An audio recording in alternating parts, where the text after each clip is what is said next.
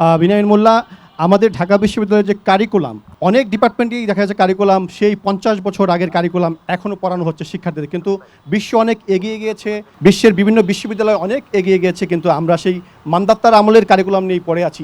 এই কারিকুলামটি পরিবর্তন করার জন্য আপনি যদি নির্বাচিত হন, আপনার প্যানেল যদি নির্বাচিত হয়, কী ভূমিকা থাকবে আপনার? এটা খুব কঠিন কোনো কিছু না।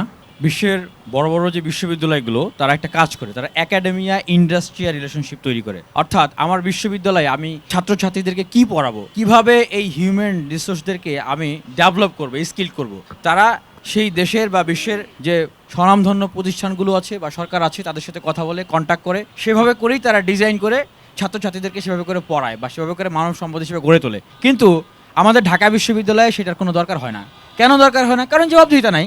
কোথা থেকে কিভাবে করে শিক্ষকরা সিলেবাস দিচ্ছেন, তারা তাদের পরীক্ষার কি প্রশ্ন করতেছেন, কোনো জবাবদিহিতা নেই। বা কোনো স্টুডেন্ট যদি জবাবদিহি করতে চায়, তার জবাবদিহির কোনো মেকানিজমই নাই। এই জন্যই কিন্তু আসলে ছাত্র সংসদ নির্বাচনটা দরকার ছিল। আর পাশাপাশি আমি আরও যেটা বলতে চাই যে আমরা এটাকে আরও সমৃদ্ধ করতে পারি। যেভাবে আমাদের যে ভিশন, সেই ভিশনের ভিতরে আমরা দিয়েছি যে ইন্টার্নশিপের ব্যবস্থা করা, এটা এবং পাশাপাশি পার্ট টাইম জব আউটসোর্সিং, এই জিনিসগুলোর ব্যবস্থা করা। এগুলো কিন্তু খুব টাফ কোনো কিছু না। ঢাকা বিশ্ববিদ্যালয়ের শিক্ষার্থীরা মেধাবী শিক্ষার্থী, তাদের 1 মাস 1.5 মাসের যদি প্রশিক্ষণও দেওয়া হয়, তাহলে কিন্তু তারা স্কিল হয়ে যায়। আর আমরা আরও যে কাজগুলো করতে চাই সেগুলো সংক্ষেপে বলতে চাই যে আমরা তো অনেক কিছুই করতে চাই, কিন্তু সবার আগে আমরা কিভাবে করতে চাই সেই প্রক্রিয়াটা কিন্তু সবচেয়ে গুরুত্বপূর্ণ। এই যে এখন আমরা যারা ভিপি প্রার্থী আছি, আমরা কিন্তু বলছি যে আমরা এটা করবো, ওইটা করবো, ওইটা করতে চাই, এইভাবে করতে চাই, কিন্তু ডাকসুটাই যদি না হতো তাহলে আমরা কীভাবে এই আলোচনাগুলো করতাম? এটাই ছিল প্রথম ফাইট, সবচেয়ে বড় ফাইট। 11 মাসেও কিন্তু ডাকসু হয় নাই। এই ডাকসুর জন্য আমরণ অনশন করেছিলাম, ফাইট করেছি, ডাকসুটা এসেছে। এই জন্য আমি মনে করি যে অভ্যুত্থান পরবর্তী বাংলাদেশের এই গুণগত পরিবর্তনটাকে, গণতান্ত্রিক মূল্যবোধকে ক্যারি অন করতে হলে নিয়মিত আইন করে এই ছাত্র সংসদটাকে কন্টিনিউ করতে হবে। এইটা আমরা করতে চাই।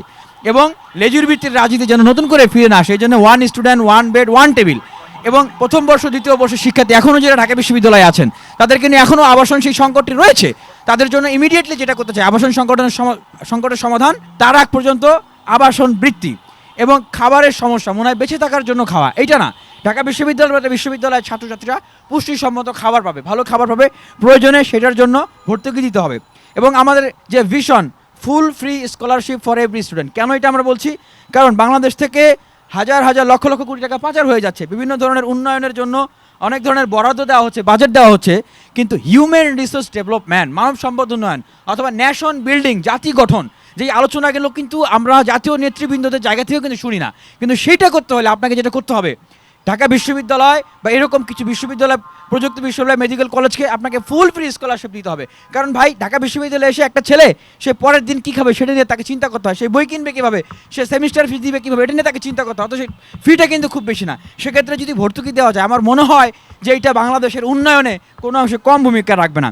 এরপরে আমরা দেখি যে ঢাকা বিশ্ববিদ্যালয়ের আরও গুরুত্বপূর্ণ যে সমস্যা, এই যে রেজিস্ট্রার বিল্ডিং সহ প্রশাসনিক জায়গাগুলো, মনে হয় যে একটা মানে গুহার ভিতরে, গোলক ধাঁধার গুহার ভিতরে ঢুকে গেছে। এগুলোকে অটোমেশন এবং ওয়ান স্টপ সার্ভিসের জায়গায় নিয়ে আসা। এবং পাশাপাশি আমাদের বড় একটা বাজেট হয়েছে, 1000 কোটি টাকার একটা মাস্টার প্ল্যান হয়েছে, কিন্তু এই মাস্টার প্ল্যানটা কিন্তু অনেক কিছুই মিসিং হয়ে গেছে এই বিশ্ববিদ্যালয়ে। সেখানে লাইব্রেরির কথাটাও নাই। আমি মনে করি যে শিক্ষার্থীরা যদি আমাদেরকে ম্যান্ডেট দেন, প্রথম কাজই হবে এই মাস্টার প্ল্যানটাকে আগে রিভাইজ করা। সেক্ষেত্রে শিক্ষার্থীদের মতামত নিয়ে এই মাস্টার প্ল্যানটাকে আরও পারফেক্ট করা। এবং আমাদের বিশ্বমানের গবেষণা কেন্দ্র নাই, যে গবেষণা কেন্দ্রগুলো আছে খোঁজ নিয়ে দেখেন, যেগুলোর একদম ভঙ্গুর দশা, ওই যে অ্যাকাউন্টেবিলিটির জায়গা নেই, এগুলোকে আমরা উন্নয়নের জায়গায় নিয়ে আসতে চাই। এবং পাশাপাশি আমরা যেটা বলতে চাই যে এই বিশ্ববিদ্যালয়ে ট্রান্সপোর্টেশনের যে সমস্যা, অর্থাৎ বাইরে থেকে যে শিক্ষার্থীরা আসেন, এটাকে বাড়ানো, সহজ করা এবং একটা অ্যাপস ইনস্টল করা, যেন সহজেই শিক্ষার্থীরা এক ক্লিকে দেখতে পারেন যে তারা আসলে বা তার বাসটি আসলে কোথায় আছেন। এবং পাশাপাশি স্বাস্থ্যসেবা, ঢাকা বিশ্ববিদ্যালয়ের মধ্যে একটা বিশ্ববিদ্যালয়ের ছাত্রছাত্রীদের উন্নত স্বাস্থ্যসেবা পায় না, তাদের এই নাপা সেন্টারে যেতে হয়। এবং অনেক ক্ষেত্রেই তারা এই সহজ স্বাস্থ্যসেবা না পাওয়ার কারণে তারা বড় বড় ঝুঁকিতে অনেক সময় পড়ে গেছে। এবং বিশ্ববিদ্যালয়টা একটা অনিরাপদ জায়গা। দেখেন ঢাকা বিশ্ববিদ্যালয়, এখানে ককটেল রেখে গেছে, ককটেল বিস্ফোরণ হয়েছে কয়েক দফা এই ডাকসু নির্বাচনের এই সময়।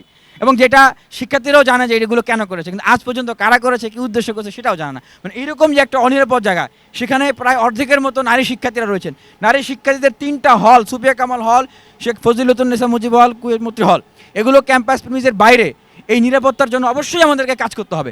সেক্ষেত্রে আমি যেটা মনে করি যে একাডেমিক এরিয়া, প্রশাসনিক এরিয়া এবং শিক্ষার্থীরা যেই জায়গাগুলোতে তাদের জ্ঞান এক্সচেঞ্জের জন্য কাজ করেন, নলেজ এক্সচেঞ্জের জন্য কাজ করেন, সেই জায়গাগুলো সীমিত করা, সেখানে যেন যে কেউ না ঢুকতে পারে। এবং বিশ্ববিদ্যালয়ে অলরেডি 5টা ইলেকট্রিক ভেহিকেল চলছে গ্রিন ফিউচার ফাউন্ডেশন থেকে, আমি সেটি শুভেচ্ছা দূত। এবং আমরা আরও 40টি ভেহিকেল আমরা যেন মানে বিশ্ববিদ্যালয়ের শিক্ষার্থীদের জন্য আমরা যেন দিতে পারি, সেটার জন্য আমরা কাজ করতেছি। এবং বিশ্ববিদ্যালয়ে বিশেষায়িত রিক্সা চালু করা, সেটার জন্য আমরা কাজ করতেছি। এবং পাশাপাশি আমরা দেখি যে অনেক সময় বিভিন্ন হল, বিভিন্ন একাডেমিক ভবনের অনেক কিছু ভেঙে পড়ে যায়, শিক্ষার্থীদের উপরে পড়ে যায়। সকল ভবনের এবং যে মনুমেন্টগুলো আছে বা সৌন্দর্য বর্ধন যে জায়গাগুলো আছে, এগুলো টেম্পার টেস্ট করা, এগুলোকে সংস্কার করা, পুকুরগুলোর সংস্কার করা, এই কাজগুলো আমরা করতে চাই। এবং আমরা যেটা দেখি যে বিশ্ববিদ্যালয়ে অনেকগুলো সংগঠন আছে, টিএসসি ভিত্তিক অনেক সংগঠন আছে, সাংবাদিক সমিতি, ডিবেটিং সোসাইটি, ক্রীড়া, শিল্প, সাহিত্য, সংস্কৃতি, এর বাইরেও বিশ্ববিদ্যালয়ে অনেক সংগঠন আছে। এগুলো আমি মনে করি যে এগুলো হচ্ছে বিশ্ববিদ্যালয়ের প্রাণ, বৈচিত্র্য। এই সংগঠনগুলোকে আরও সমৃদ্ধ করা, এগুলোকে আরও কালচার করা এবং ইন্টারন্যাশনালি এগুলোকে আসলে আরও কানেক্টেড করা এবং অন্য অন্য বিশ্ববিদ্যালয়ের সাথে এগুলোকে কানেক্টেড করা, সেটির জন্য কাজ করব।